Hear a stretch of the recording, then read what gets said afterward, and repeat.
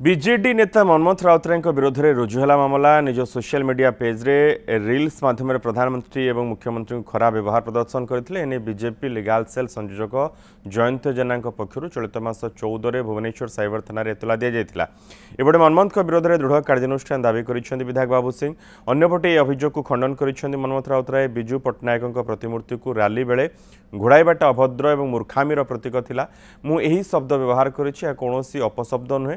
मु कौन कौन अपमानजनक घटन मोर मत व्यक्त करें बोली पालटा प्रश्न कर मनमथ।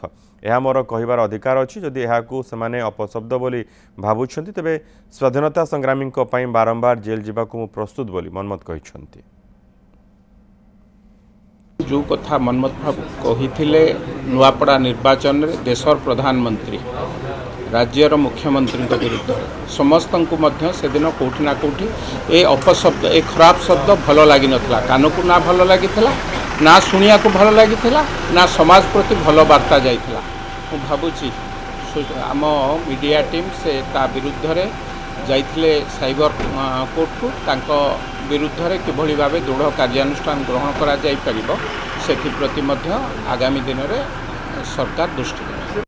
मु कही स्वाधीनता संग्रामी को असम्मान करवा बर्दाश्त करा विजु पट्टनायक गोटे स्वाधीनता संग्रामी आग तापर गोटे लीडर कि कौ दलर प्रतिमूर्ति की घोड़े दबा प्रतिमूर्ति की पद्म चिन्ह रे चारिआडे घोड़े देकी लुचेई दबा कहीं तुम रैली जीव ये हूँ गोटे अशिक्षित व्यक्तिर मूर्ख लोकर काम यही व्यवहार केवे भी ग्रहणीय नुह। तो यहाँ गोटे अभद्र व्यक्ति माने ही करें काम यहीटा को आपण कौन कहे आपण निजे मत आंसर दिंतु।